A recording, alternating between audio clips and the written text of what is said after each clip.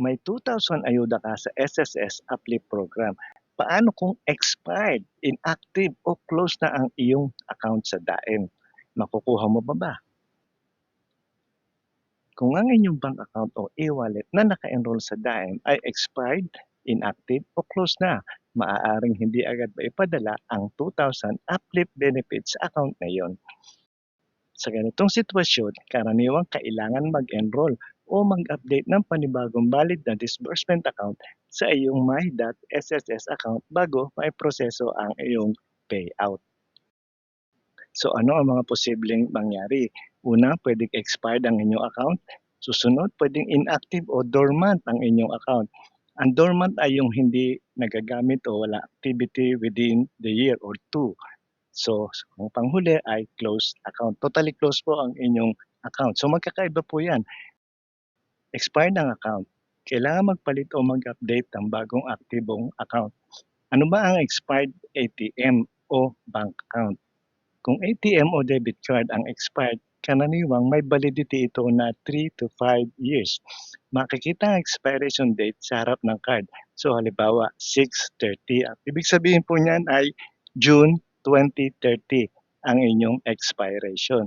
Kapag expired na ang card, hindi ibig sabihin nito na expired na rin ang inyong bank account.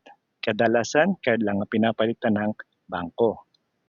Kung sakaling bank account naman, walang nakatakdang expiration ang karamihan sa savings o checking account. Maaaring itong maging dormant kapag walang transaction sa loob ng 2 taon o 2 years para sa maraming bangko sa Pilipinas. Ngunit iba-iba po yan. No? Yung ibang bangko po ay 1 year lang. So depende po yan sa bangko. Maaari ring isara ng bangko ang inyong account kung matagal na itong dormant o hindi naaabot ang kanilang mga kondisyon. Susunod ay inactive o dormant ang inyong account. Maaaring hindi tanggapin ng bangko ang credit na galing sa SSS. Kaya dapat itong i-reactivate o gumamit ng ibang valid account. Kung mag-open ka naman ng bagong account, pwede kang mag-deposit ng 100 pesos lang at ibibigay sa iyo ang deposit slip at siya naman gagamitin mo sa pag-enroll sa DAEM as proof of account. So kung close account naman, totally close po hindi na talaga papasok ang inyong payout. Kailangan mo na mag-rehistro ng bagong disbursement account sa SSS.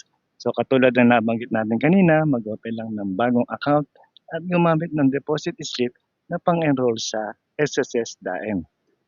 So mahalagang paalala lang po, kung ang account na naka-enroll sa DAEM ay ATM card lang ang expired, maaaring card lang ang kailangang i-renew.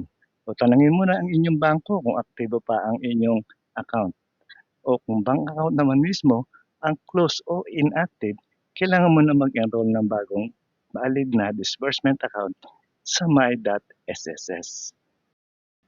So tip lang, kung hindi ka sigurado kung aktibo pa ang iyong account, pinakamainam na tumawag o bumisita sa iyong bangko upang ma-confirm ang status bago mag-update ng DAEM.